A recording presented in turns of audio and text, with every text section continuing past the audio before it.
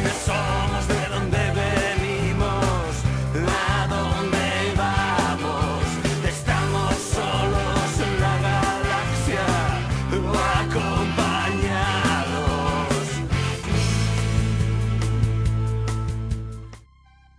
Hoy vamos a hablar con uno de los gurús sobre las nuevas tecnologías más importantes de nuestro país.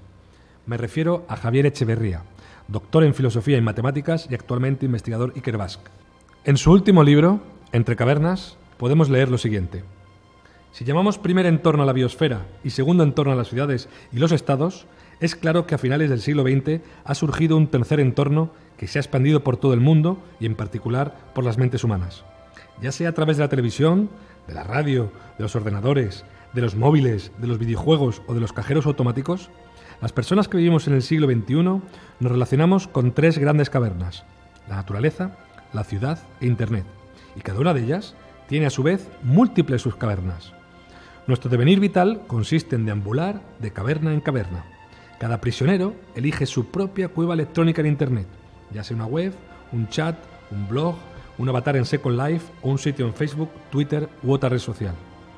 ¿Cuál es la tuya? ¿Cuál vas a elegir? Ronda aquí con Javier Echeverría, uno de los filósofos que más y mejor ha reflexionado sobre las nuevas tecnologías. Sobre las TIC podríamos decir que es casi el gurú hispanohablante de las TIC.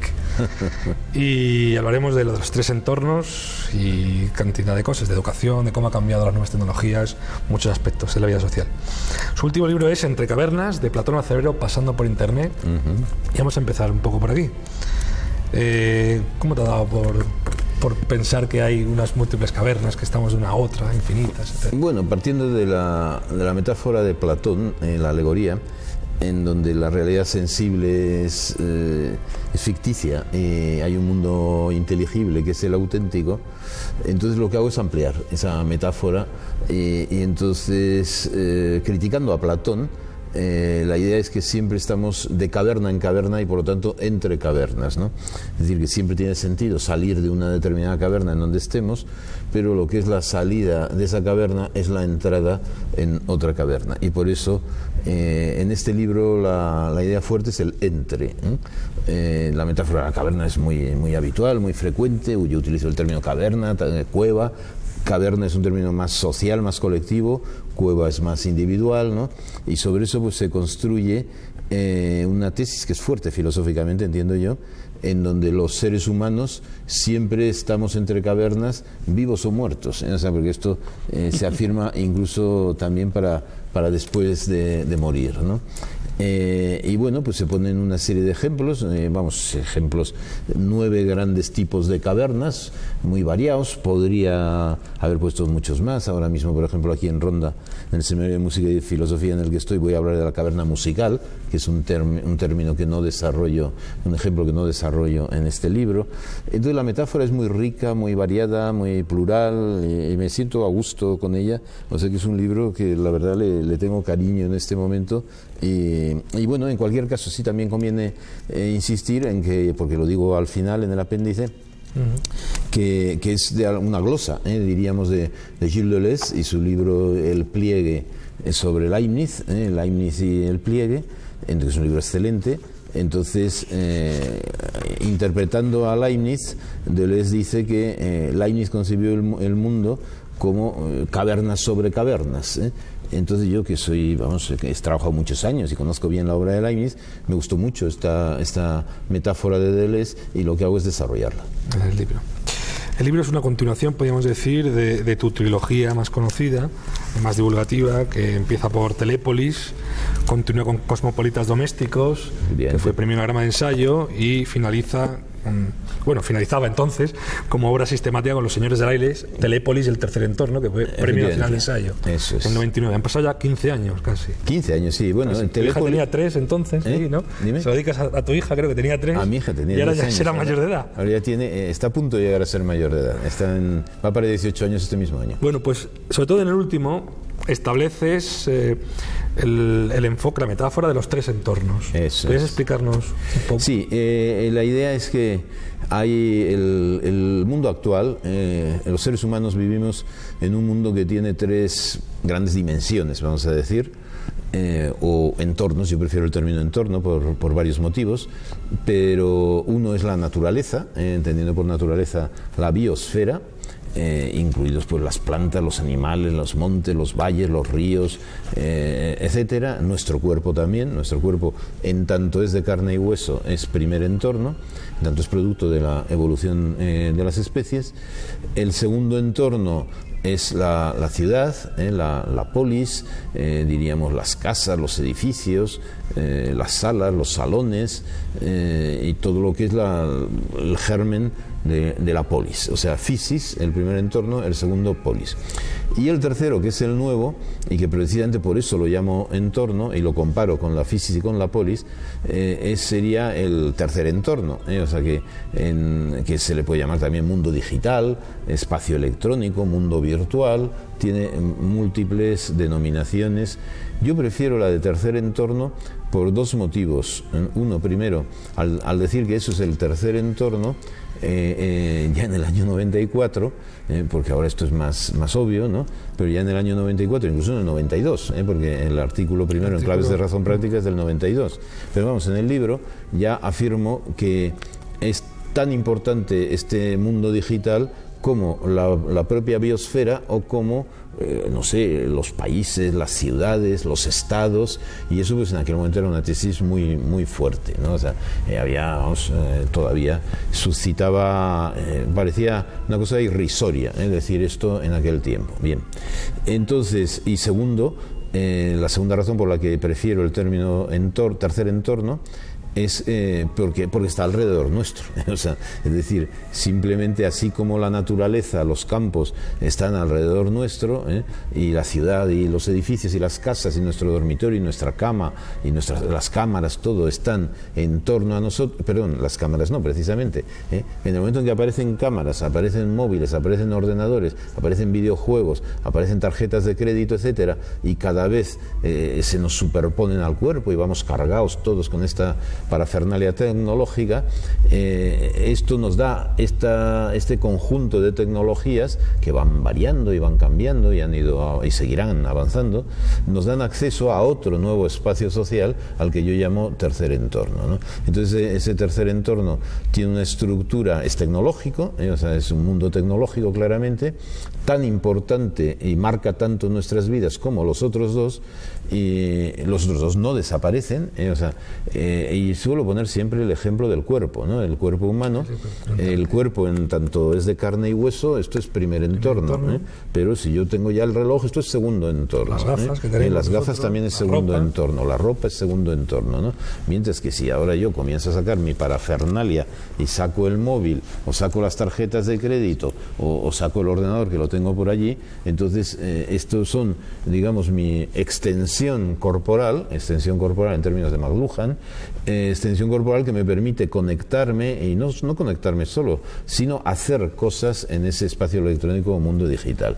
Entonces un ser humano hoy en día, y esto ya lo dije yo en el 99, tiene estos tres grandes espacios o dimensiones, y en el siglo XXI, decía yo, entonces estaba a punto de llegar, sería conveniente desarrollar capacidades, habilidades y destrezas para los tres entornos y dedicar un tiempo proporcional, un tercio de tiempo de nuestro tiempo para al final, y también lo dices en Caverna. Y lo sigo manteniendo. ¿Cómo sería eso? Porque cuando leo eso, un tercio ¿a qué? En physis.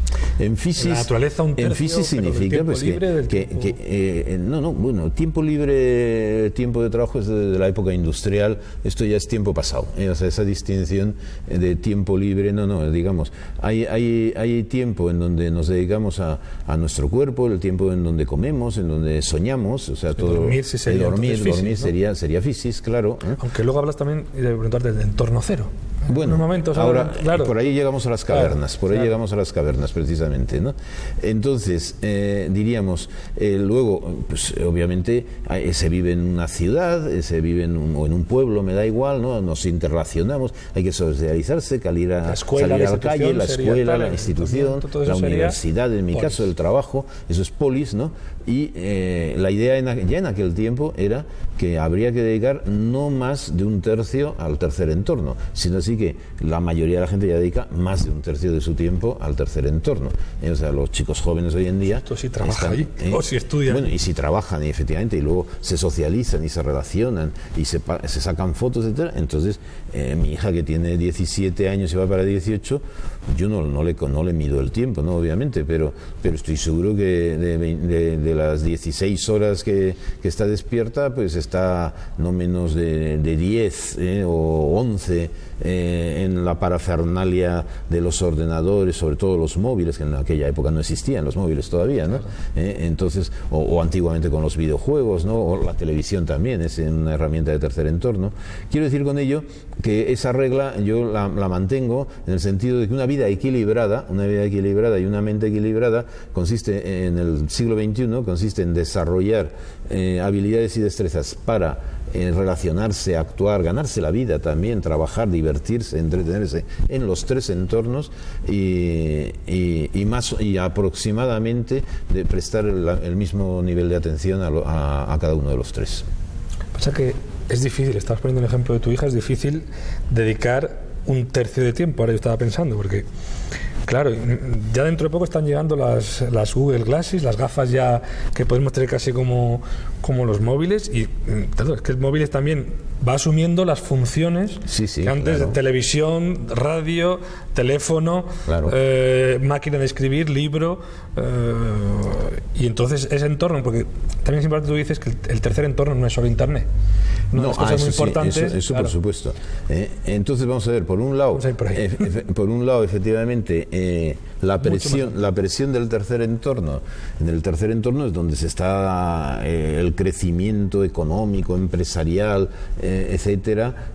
Todas las actividades humanas en los últimos 20 años se han ido trasladando al tercer entorno, con lo cual, sobre todo sobre los jóvenes, ejerce una presión enorme, y es muy fascinante, está muy bien construido, con lo cual les pide, digamos, atención y dedicación completa. Entonces, con lo cual, esta regla de un tercio de tiempo para cada entorno en este momento es, pues no sé, haz más ejercicio, haz el amor, diviértete, baila, o sea, no, eso, pero desde Physics, ¿no? Desde Physics, pero claro, no está, con la cámara, con eso la es, no con la cámara, claro, no. Eso es teleamor o tecnoamor, ¿no? O sea, no están mal, esos juegos, faltaría más, ¿no? Pero no te olvides de los otros, o sea, no te olvides de los otros, porque al fin, porque si no vas a ser una persona mutilada, es decir, que vas a ser una tecnopersona en lugar de ser, tecnopersona hay que serlo, pero sin dejar de ser persona y sin dejar de ser cuerpo, ¿no? O sea, persona, digamos, como personalidad jurídica, ¿no? Con activo, con actividad en el tercer entorno, en la ciudad, en el pueblo donde vive, en el país donde vive. Y bueno, esa es una primera idea. Y lo otro que quería mencionar, ya entrando en el entrecavernas, yo en Los Señores del Aire mencionaba lo de un entorno cero. Sí. Un entorno cero al cual los nombres clásicos que se dan al entorno cero es alma, es mente, espíritu, etcétera, ¿no? O sea, y bueno, cualquiera de ellos en aquella época me valía, ¿no? Entonces, este libro que acabo de publicar ahora, el Entrecavernas, de alguna manera es mi primer desarrollo del entorno cero, ¿eh? Sí, o sea, como lo de las películas, la precuela. Eso es, ¿eh? Entonces yo ya anunciaba que en algún momento abordaría, que en aquella época yo no me sentía capacitado para tratar una cosa de tanta entidad como estas cuestiones que acabo de mencionar, alma, cuerpo, espíritu, mente, etcétera, son cosas muy complicadas, filosóficamente hablando, y ahora ya he dado el primer paso en esta dirección, ¿no? Bien, entonces ahí desarrollo, y por eso me centro fundamentalmente en la relación mente-cuerpo, diríamos, y en particular en el cerebro, o sea, es decir, creo que la gran novedad que ha habido cerebral que dices en ese son las neurociencias, o sea, bueno, también las nanociencias, pero bueno, en cualquier caso yo sobre las nanociencias hablo de nanocavernas que son muy interesantes, pero eso no tiene tanta relevancia para lo que estoy diciendo ahora, ¿no? Es decir, que el cerebro en tanto caverna, que se relaciona con los tres entornos, o sea, el cerebro a través de los sentidos y de la piel o del tacto, digamos, se interrelaciona con el entorno físico, con el entorno urbano y también con el entorno telemático o electrónico, ¿no? Entonces, diríamos, la idea es que ese entorno cero tiene una estructura cavernaria y es caverna sobre caverna y entre cavernas y una y otra caverna y recorridos infinitos en pequeño, en grande, en mayor o menor profundidad, incluido pues el inconsciente, que es otra caverna más, incluido, digamos, la memoria, que es otra caverna, la lengua, etcétera, etcétera, ¿no? Entonces te quiero decir con ello que con este libro Entre Cavernas, no digo que haya terminado yo con la cuestión del entorno cero, pero sí por lo menos la promesa que me hice a mí mismo en el año 99 de que escribiría sobre estas cuestiones, pues ya la he cumplido. De acuerdo. En Telépolis, que fue el primero de la serie, digamos, ya del cuarteto, que era la metáfora inicial que utilizabas, ¿no? Eso es. Claro, todo era tele, ¿no? Era telesiervos, era teletrabajo, entonces era todavía un término poco habitual. Poco habitual. ¿No? Y como te comentaba antes, fuera de la entrevista, lo que a mí más me ha sorprendido de este libro en su momento es el hecho de que planteabas que el mero hecho de ver televisión debería ser algo que podría, porque el telesegundo era lo fundamental, la mercancía, debería ser pagado al televidente. Entonces, desarrollanos esa idea, sí. Porque yo soy otra conclusión y lo sorprendente, ¿no? ¿Cómo es que el televidente podría ser o debería ser pagado por ver televisión? La idea era la siguiente, diríamos, si hay millones de personas viendo un determinado programa televisivo, digamos, el segundo de publicidad en concreto, y también el segundo de producción de ese mismo programa, aumenta su valor enormemente. O sea, hay prime time, está el tiempo televisivo está completamente estructurado, completamente estructurado desde el punto de vista del valor económico. Entonces, por eso yo no creo que haya tiempo de ocio. O sea, es decir, cuando uno está viendo la televisión, él pensará que está entreteniendo, etcétera, pero en realidad está generando valor económico. O sea, entonces esto es el consumo productivo. O sea, es decir, en aquella época lo llamaba así, el consumo productivo. Entonces, las horas que dedicamos a ver la televisión, en la medida en que sumadas y masificadas generan un valor económico, entonces tenemos una nueva fuente del valor económico. O sea, que no es la fuerza de trabajo, o sea, es decir, o no es la inversión. O sea, es decir, entonces en ese sentido yo no soy economista y por lo tanto no he desarrollado luego ulteriormente esa hipótesis, pero la sigo, en tanto filósofo, la sigo afirmando. Es decir, digamos, el consumo productivo es fuente de valor económico. Vale. Hoy en día es todavía más claro, ya con las redes sociales, con Facebook, con Twitter, etcétera, ¿no? Un trending topic, vamos, o un blog, o sea, inmediatamente en el momento en que hay, digamos, tantos suscriptores o tantos contactos o tantas bajadas de un determinado producto, sube de valor inmediatamente.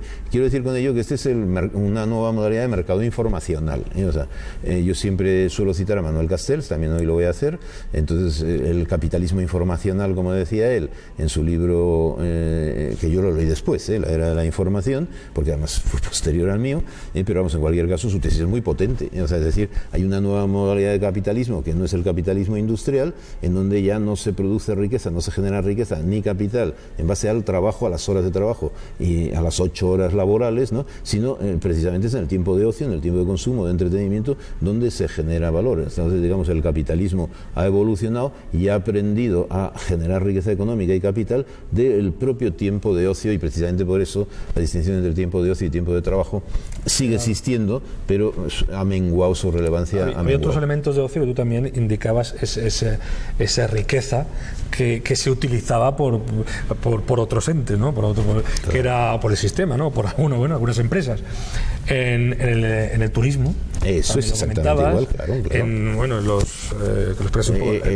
los anuncios, las camisetas, etcétera. Ya no sé si era el telecentímetro, ¿no? Sí, el telecentímetro lo llamaba, claro. Y luego ¿cómo eran los mediadores? El telecentímetro pues lo aplicaba, por ejemplo, a la prensa, pero exactamente igual a las revistas, claro. Pero se ven las personas, por ejemplo. No es lo mismo tener un titular que tener una información larga, ¿no? O sea, si tú consigues en un momento dado tener un titular, entonces el telecentímetro en primera página o las páginas de la derecha vale más que las de la izquierda, el titular vale más que lo demás, ¿no? Entonces conseguir llegar o tener una determinada foto, esto es, digamos, adquirir un mayor valor económico. Quiero decir con ello que el tercer entorno, esto siempre lo he dicho y lo sigo manteniendo, es un espacio ya estructurado económicamente. O sea, no es ninguna nueva frontera ni ningún lugar en donde van los usuarios y se ponen a conquistarlo como si fuera una una tierra, digamos, de colonos, ¿no? Yo niego completamente la metáfora de los colonos y de los pioneros del ciberespacio, ¿no?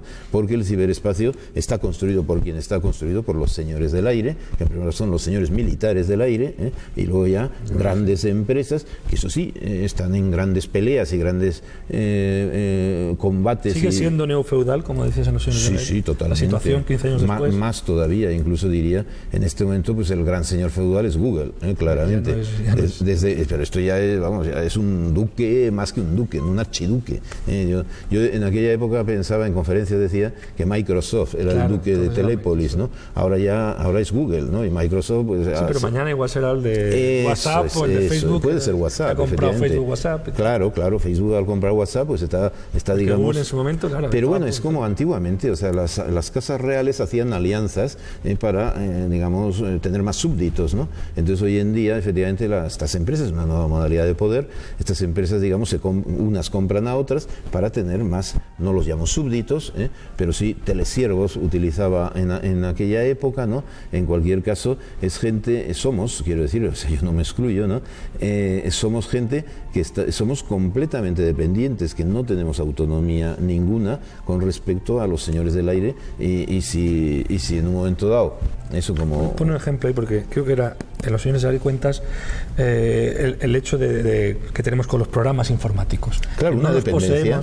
Pero como explicabas claramente ahí, que no poseemos, eso, como que posee un hierro, un martillo. Eso es. O sea, digamos, un artesano clásico, digamos, sus instrumentos de trabajo eran suyos y tenía la propiedad de sus instrumentos de trabajo. Mientras que en el tercer entorno lo que tenemos son licencias de uso.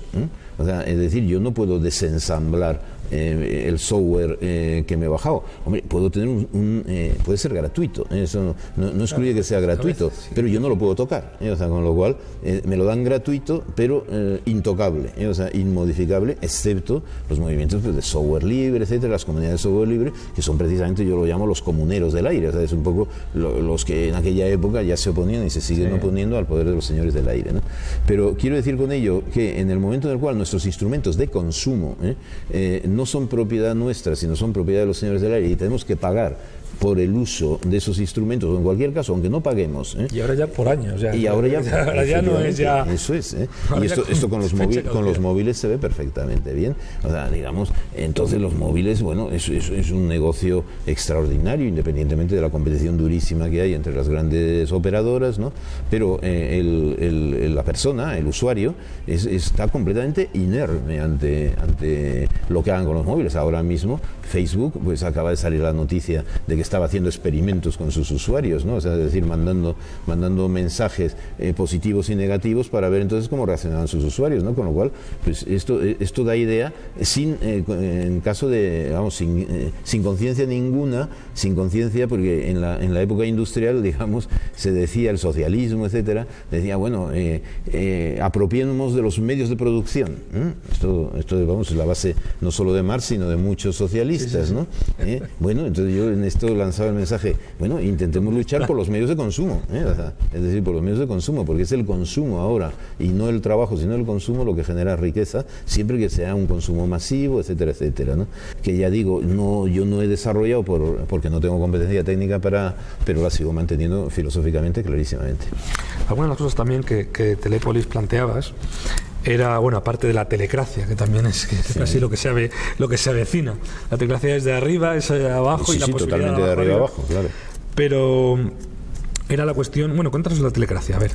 La telecracia, pues, diríamos, consiste en que, digamos, el poder está en los medios de comunicación, y entonces el gestor de los medios de comunicación es capaz de gestionar una noticia, o positiva o negativamente, o opacar las noticias.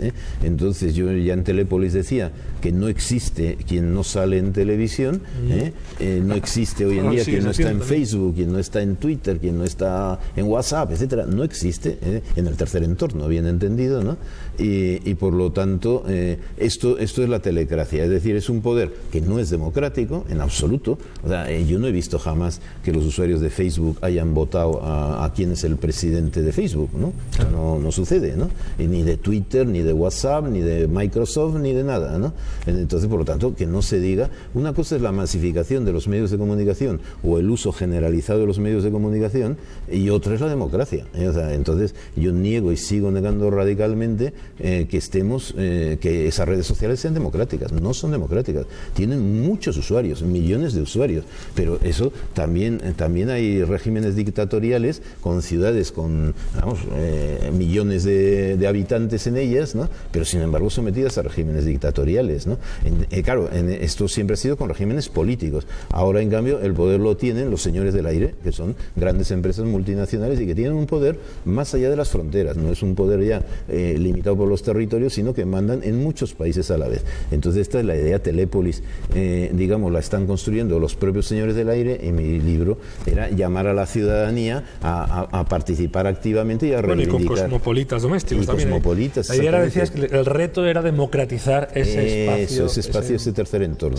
El tercer entorno había emergido gracias a estas nuevas tecnologías, ha tenido un éxito enorme y lo sigue teniendo. O sea, vamos, y además eso ha sido mundial, ¿no? Pero de ahí a democratizar, y esta es la idea de Telépolis, o sea, digamos, generemos una ciudad en primer lugar, en lugar de un mercado. O sea, hoy por hoy es un mercado, o sea, no es una ciudad. Pero en Cosmopolitas, que te centrabas más en la casa, domésticos, eso es. Planteabas, claro, sobre todo con la televisión, quizás, si creo entender, sí, está era, en la casa se abría, la casa tradicionalmente, que había sido de toda la vida, era un espacio, era la casa, era la calle o el trabajo fuera, y ahora el mundo de fuera entraba dentro en casa, con la televisión. Ahora con internet ya todavía muchísimo más. Mucho más. Y entonces eso ya es que donde creaba la gran ruptura, ¿no? Claro, digamos, en el momento en el cual Telépolis era digamos, el tercer entorno a nivel global, o sea, como proceso de globalización, a mí me vale el término globalización, no soy entusiasta del mismo, pero en cualquier caso que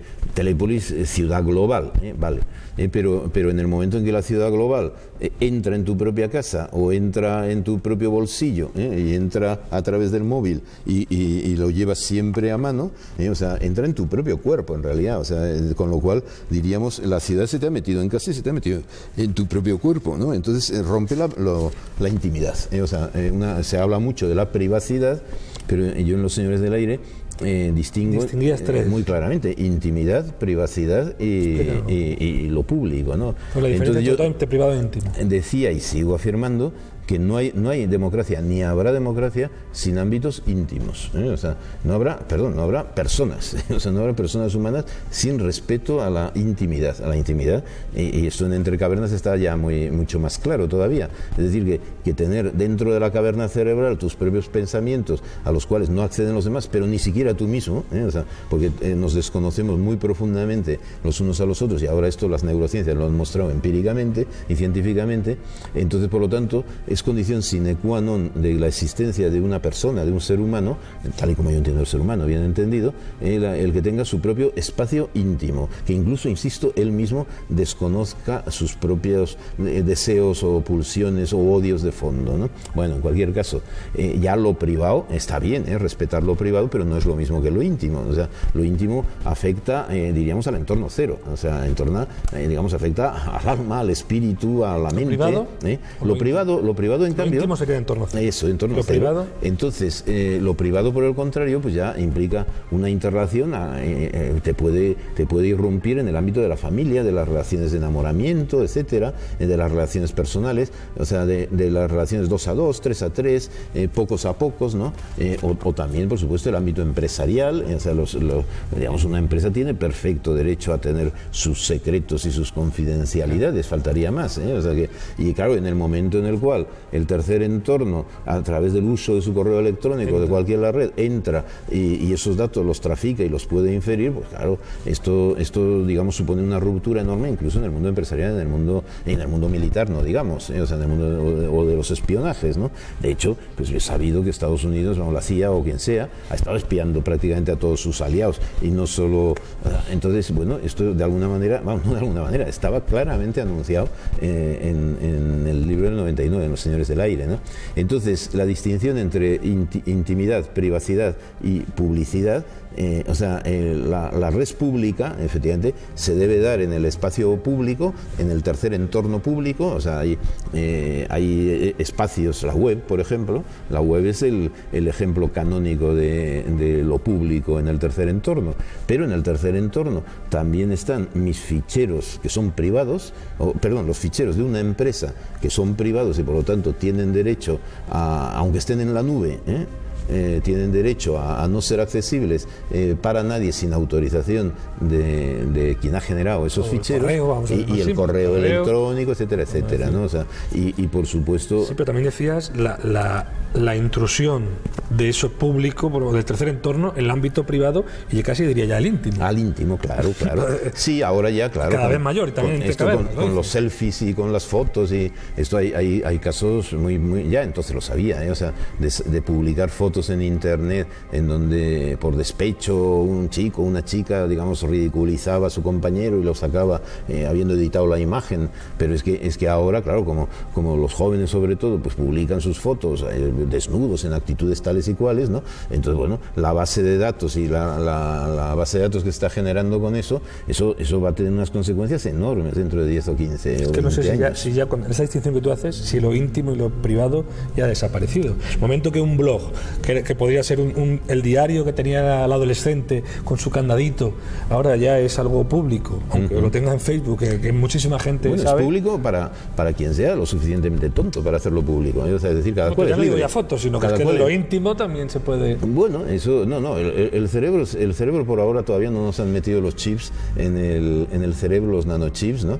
En el momento en que efectivamente entren ya con el cerebro en los nanochips, entonces ya entonces sí diré que ya si a un niño recién nacido ya le introducen los nanochips directamente en el cerebro por su bien, entre comillas, y entonces todos sus procesos mentales pasan a ser archivados en el ordenador tal, pero eso es mucho más que en 1984 de Orwell, o sea, no hay comparación, ¿no? Eso sería ya, digamos, vamos, o sea, ahí sí yo hablaría ya de esclavitud, o sea, hablaría de esclavitud respecto a los señores del aire. Eso por ahora no ha sucedido, y yo creo que surgirán, y que surgen de cuando en cuando, de hecho, tendencias de oposición y movimientos sociales de rebelión.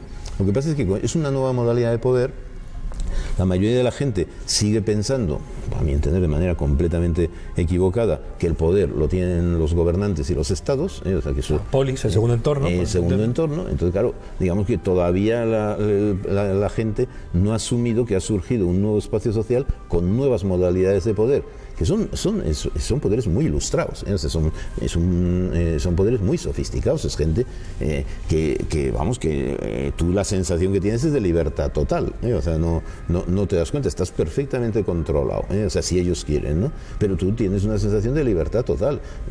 Ahora, diríamos, esto no es el concepto de democracia, por lo menos que yo defiendo, ¿no? Entonces quiero decir con ello que en la medida en la cual la gente, conforme vayan surgiendo conflictos en el tercer entorno, y van surgiendo, en el momento en el cual a uno, digamos, sus fotos, sus ficheros, sus datos bancarios, sus datos empresariales, etcétera, los señores del aire se los han traficado, se los han cambiado, los han vendido. Hoy en día uno de los grandes negocios es vender las bases de datos de los usuarios de Facebook o de usuarios de Twitter. Eso se vende por millones, auténticos millones. No se dice, y el problema grave es que no hay ninguna entidad reguladora. O sea, ¿por qué? Pues porque claro, los estados son subsidiarios de los señores del aire. O sea, vamos, si España, por poner un ejemplo, no, tal cosa no sucederá, obviamente, se atreviera a enfrentarse a Google o a Microsoft, vamos, o sea, quedaría arrasada. Algo se ha conseguido ahora con lo del derecho al olvido.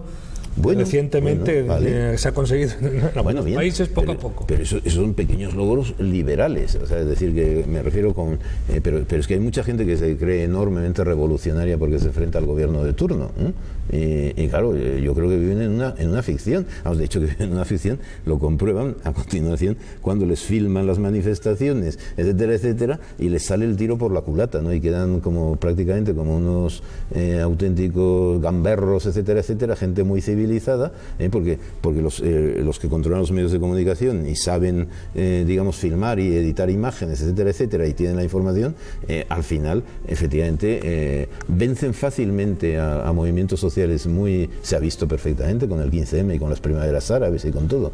O sea, es decir, pero bueno, está bien que haya sucedido eso, así es como se aprende, o sea, es decir, así es como se aprende. Entonces ya la siguiente vez que suceda, la gente será mucho más cauta con respecto a eso de ocupar las plazas públicas y ser filmado y ser controlado, o sea, se aprenderá pues a combatir el poder, ¿no? Pero entendiendo que el poder está en el tercer entorno y no en el segundo.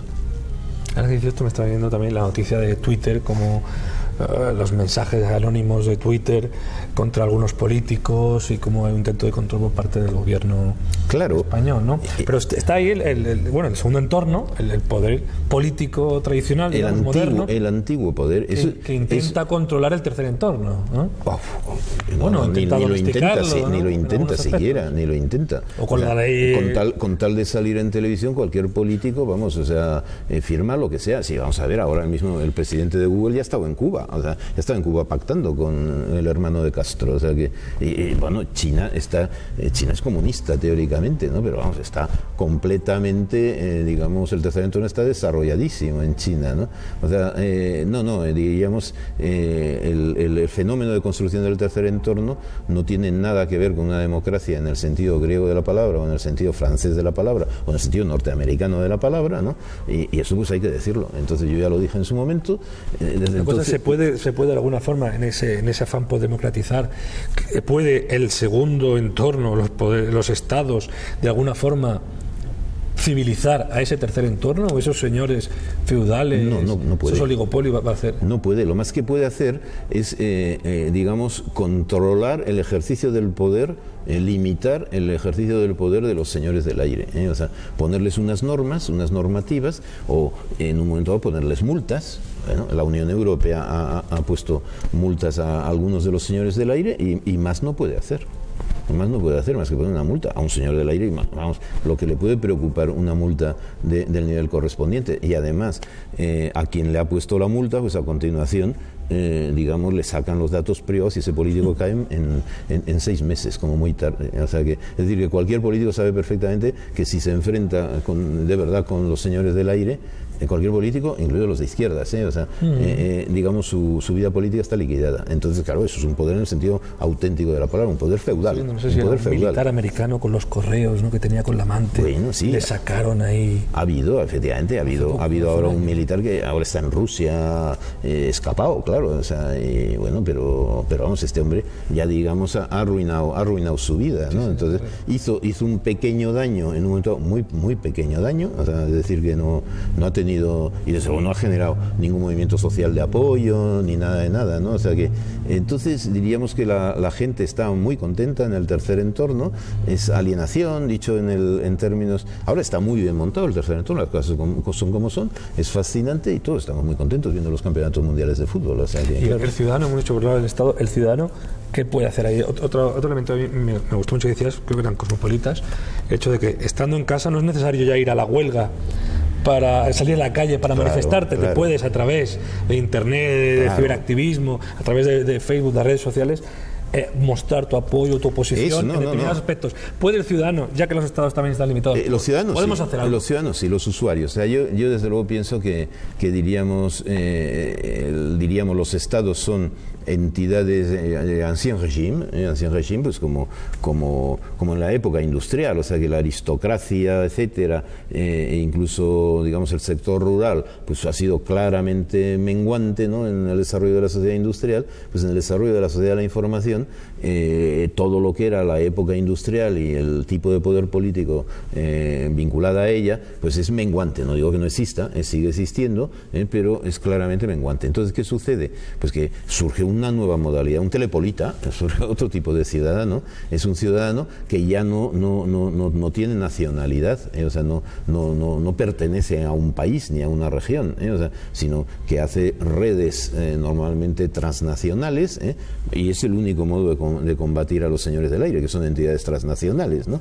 Entonces, efectivamente, ahí están surgiendo nuevas modalidades de lucha que son extremadamente interesantes, o sea, es decir, luchas como los hackers, como efectivamente el movimiento por el software libre, los movimientos de oposición en un momento dado efectivamente funcionan muy bien, el P2P, el uso masivo de los mensajes de teléfono móvil para protestar contra algo, ¿no? Lo de hacer convocatorias en un momento dado, en un momento determinado, pero bien entendido que son acciones efímeras, o sea, es decir, todavía lo que yo no veo emerger es un modo de organización que pueda llamársele contrapoder, o sea, contrapoder al de los señores del aire. Hay indicios, o sea, y se va aprendiendo tanto a nivel individual como a nivel colectivo, ¿no? O sea, pero todavía hasta que surja un movimiento social, digamos, que pueda ser temible para los señores del aire, eso todavía no ha sucedido. Y en educación, ¿esto cómo puede afectar? Aquí en Andalucía ya ha surgido, pues por ejemplo, el bachillerato semipresencial, y hay una enseñanza semipresencial que normal, tiene una fuerza. Me parece en las bien. universidades cada vez está teniendo más fuerza. Bien, claro. ¿Cómo ves tú ahí cómo afecta en estas capacidades que había que aprender del tercer entorno? Los alumnos o los profesores deben aprender, pues, a editar textos, a editar imágenes, a utilizar las redes sociales.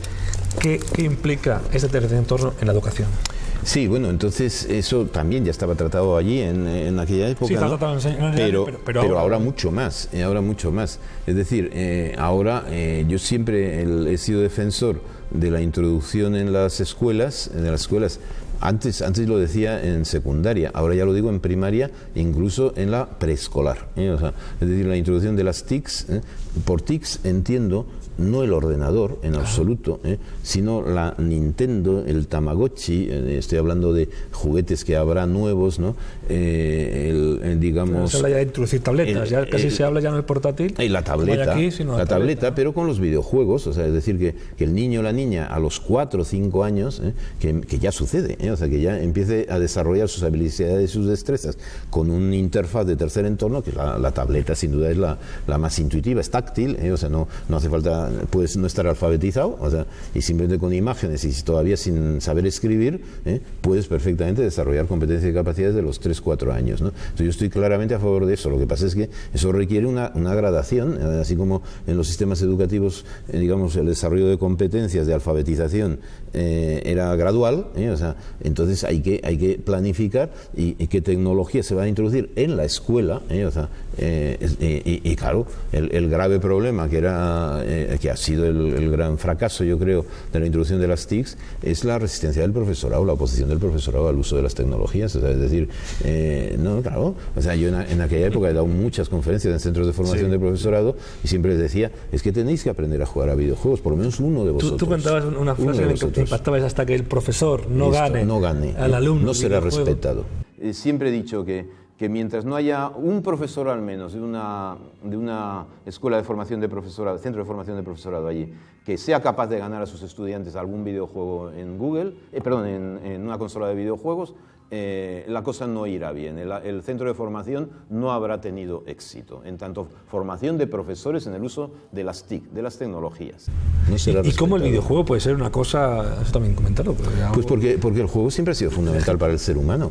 O sea, el niño, vamos, o sea, siempre ha jugado con los juguetes y en los espacios de juego que cada cultura le ha ofrecido. O sea, para el desarrollo cerebral, el juego es absolutamente fundamental para el desarrollo de capacidades y de aprendizaje, ¿no? Entonces, claro, en la medida en que la sociedad actual, uno de los juguetes o de los artefactos que ofrece son precisamente las tecnologías de la información y de la comunicación, los niños se vuelcan hacia ellos a jugar. ¿A qué van a ir? No van a adquirir conocimientos en absoluto, es un error total. O sea, pensar esto de los bustos parlantes en televisión, eso es un horror, en las televisiones a distancia, en las universidades a distancia. Esto claro, los chavales con toda la razón del mundo, vamos, lo odian, ya es insufrible en el segundo entorno, o sea que imagínate en el tercero, ¿no? Entonces quiero decir con ello que así como los sistemas educativos en la época de la Revolución Francesa y durante el siglo XIX fueron claramente la vanguardia y pioneros en el uso de las tecnologías, en el uso de la imprenta, de la pizarra, etcétera, ahora han sido claramente contrarios, o sea, se han opuesto a la introducción de las tecnologías en los sistemas educativos y con lo cual, y ya termino con esto porque me podría alargar demasiado, con lo cual yo creo, en el caso de las universidades, que al fin y al cabo es el que más me afecta a mí, yo creo que ya lo que está en juego es el porvenir de las universidades. Yo tengo mis dudas de que las universidades merezca la pena mantenerlas. Sí. No, y lo digo, y lo digo, hablo por eso de pluriversidades, Hablo de pluriversidades en este mismo libro de Entre Cavernas, y en algún otro artículo ya llevo unos 5 o 6 años, yo veo que el grado de... O sea, las universidades están tan enganchadas a la estructura industrial, con horarios de clases rígidos, controles horarios. ¿A quién se le ocurre hacer controles horarios hoy en día? Sí. Es una locura hacer controles horarios. Lo importante es la productividad. Hay que medir por productividad y por objetivos de productividad.